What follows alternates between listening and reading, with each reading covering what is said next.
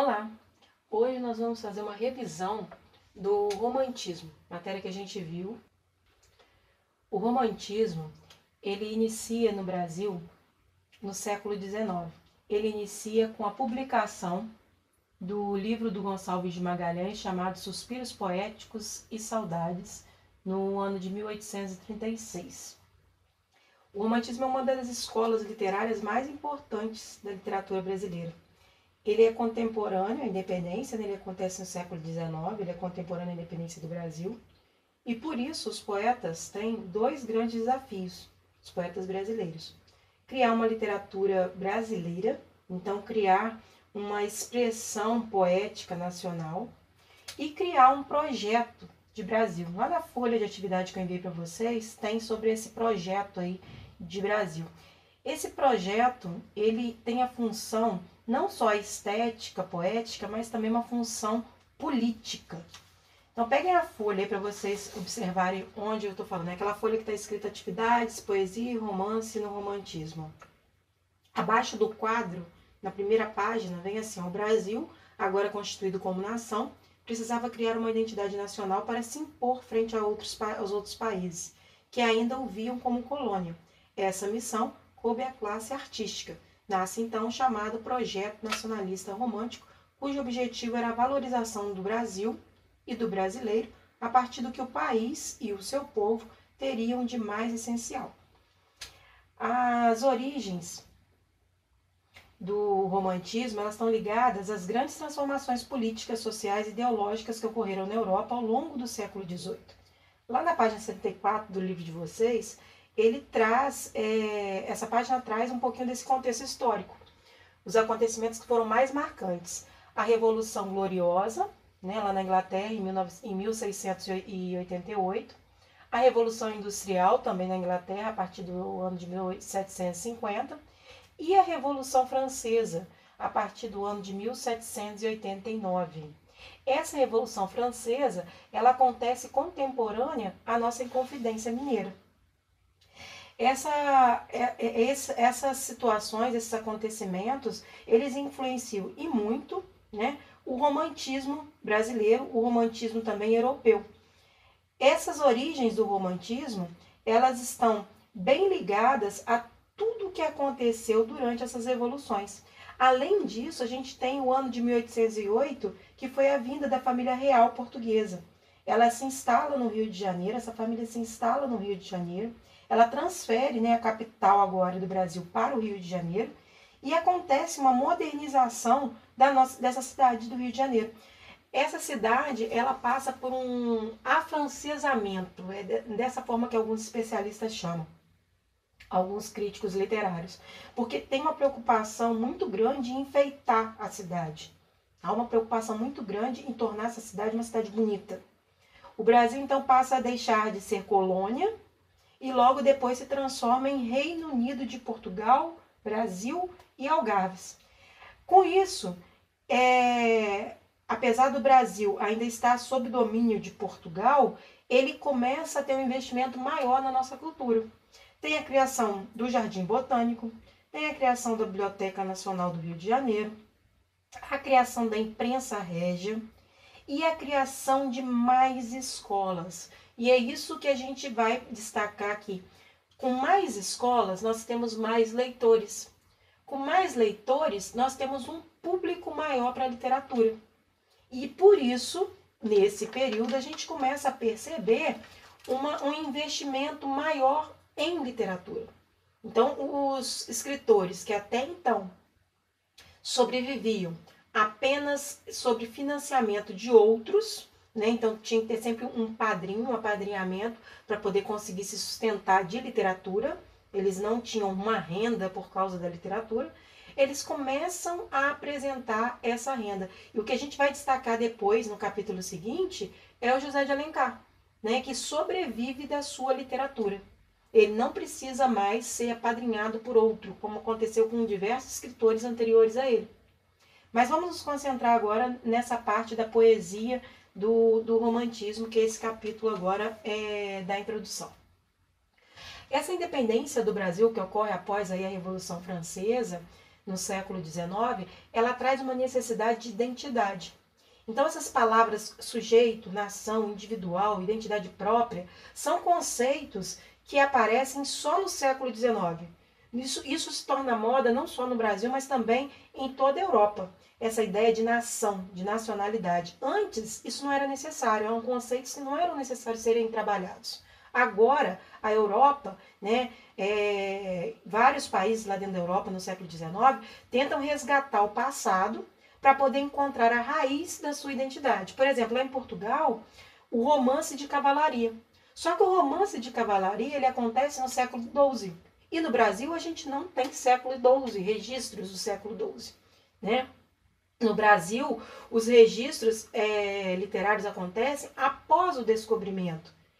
Outra influência europeia que a gente recebe é do Jean-Jacques Rousseau, que é um iluminista francês e que vai trabalhar com a história do homem puro. Ele começa a trabalhar com o conceito do homem puro, do homem inocente, do homem que não possui maldade. Esse homem, ele só tem essas características antes de ser apresentada à cultura, antes de ser apresentada à sociedade, né? A sociedade como a gente conhece hoje. Ele chama isso do mito do bom selvagem. Então, duas influências marcantes da Europa na hora de fazer a criação do romantismo e das características do romantismo no Brasil. A questão do romance de cavalaria e esse mito do bom selvagem do Rousseau. Esses poetas brasileiros, que a gente vai ver os nomes daqui a pouco, esses poetas brasileiros, eles tentam moldar esses ideais europeus, principalmente esses dois tópicos que eu falei com vocês agora, com a nossa figura local, ou seja, com o índio. Ele tenta moldar o nosso índio, porque o índio que traz a nossa raiz, a nossa origem. Então, se a gente volta ao passado, antes do descobrimento, que a gente tem é o índio. Esse índio, dentro da poesia do romantismo e também na prosa, como a gente vai ver depois um pouco à frente, é um índio honrado, é um índio corajoso, é um índio bravo, é um índio quase que católico. Ele é um cavalheiro, né? Ele é um ser sem maldade. E esse ser sem maldade, esse ser tão perfeito, ele é reflexo também desse mito do bom selvagem. Essa é a maior característica do primeiro momento do romantismo, o indianismo. Então, na primeira geração do romantismo, a característica que a gente vai ver primeiro é o indianismo. E depois a gente também vai trabalhar com outras, como eu mandei aí nos slides para vocês. A gente vai ver a saudade da pátria, né? E a ênfase que é dada à natureza. Essa saudade da pátria, ela acontece porque as pessoas que escrevem, né, os nossos escritores, os nossos poetas, eles estão lá em Coimbra, em Portugal, em grande parte deles, estudando, fazendo alguma faculdade. Porque são pessoas, né, que têm condições financeiras e enviam seus filhos para fazer esses estudos. Não há ainda faculdade no Brasil. Então, eles estudam lá em Portugal, em Coimbra, e esses escritores, vendo todos esses rumores, né, do mito do bom selvagem, lendo sobre Jean-Jacques Rousseau, falando do mito do bom selvagem, observando que em Portugal há aí um trabalho com romance de cavalaria lá do século XII. Esses escritores brasileiros, eles começam a tentar resgatar alguma coisa que faça referência à nossa raiz, alguma coisa que mostre que o Brasil, né, tem algo também para se tornar uma identidade, um sujeito aí, uma questão de identidade própria que todos os países europeus estão trabalhando. Esses escritores percebem que a nossa natureza, desde lá da Carta de Caminha, ela é aclamada, ela é caracterizada como uma natureza muito diferente daquela que é apresentada na Europa, daquela que é apresentada dentro de Portugal. Então, essas características que a nossa natureza tem são muito diferentes das características da natureza lá de Portugal, da natureza que se encontra lá dentro da Europa. Eles começam a destacar essa saudade da pátria, que a gente viu também no poema do Gonçalves Dias, né, Canção do Exílio.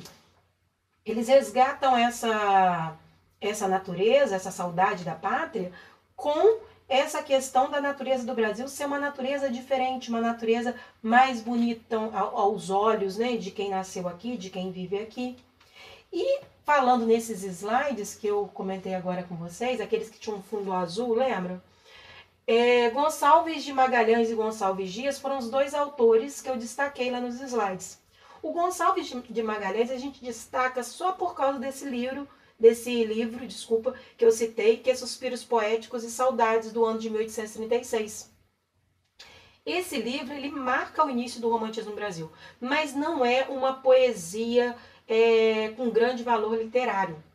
Ele é um poeta bem mediano, então a importância dele é mais histórica, não é uma importância por causa da literatura que ele cria. Diferente do que acontece com Gonçalves Dias. Gonçalves Dias é o nosso maior representante da poesia indianista, né? Ele ainda é considerado um dos maiores poetas da nossa literatura brasileira. Ele é o autor da Canção do Exílio, que eu trouxe depois na atividade para vocês, na atividade da questão 2. Tão importante que essa poesia, é tão importante que a gente vê depois ela ser reaproveitada no nosso hino nacional. Então vocês podem pegar lá no primeiro slidezinho da Canção do Exílio, vocês já vão ver um trecho que foi representado depois, foi copiado depois para o nosso hino nacional. Além dessa canção, que já seria suficiente para destacar o Gonçalves Dias, além da Canção do Exílio, além desse poema, ele escreveu inúmeros outros textos, inúmeras outras poesias, que são até hoje muito estudadas, muito exaltadas. O Yucapirama, ele é tão importante para a nossa literatura quanto a Canção do Exílio, no sentido de que ele trabalha com esse índio honrado, né? É um índio que lá no texto, lá na história, no poema, ele chora por causa do pai. E isso é um valor cristão. Isso não é relacionado diretamente às características do nosso índio local. Então tem uma influência bem clara aí dessa característica que o Rousseau trabalha, que é o mito do bom selvagem. Então esses valores cristãos portugueses, essa questão do índio ser quase um católico, a gente vê bem refletida dentro do texto do Yucapirama. Voltando para o nosso material, o nosso material de a poesia e romance no romantismo, eu trouxe para vocês também o poema O Gigante de Pedra e enviei vídeos para que vocês assistissem que fazem aí menção, que foram inspirados nesse poema do Gonçalves Dias, outro poema muito importante também do Gonçalves Dias. Ele foi representado aí num vídeo com as belezas naturais aí do Rio de Janeiro, né? Vocês viram a produção e depois também dentro de um comercial que foi divulgado. Eu espero que vocês tenham assimilado direitinho essa parte, essa primeira geração e essas características gerais que iniciam aí a introdução do romantismo brasileiro. Eu vou lembrar que vocês têm 3 materiais enviados aí, 3 arquivos. Vocês têm da página 71 até a página 139, que faz menção tanto à introdução do romantismo, né, de forma geral e no Brasil, e faz menção também à primeira geração do romantismo. Na nossa próxima aula, a gente vai falar um pouquinho sobre a segunda geração do romantismo, tá bom? Até lá!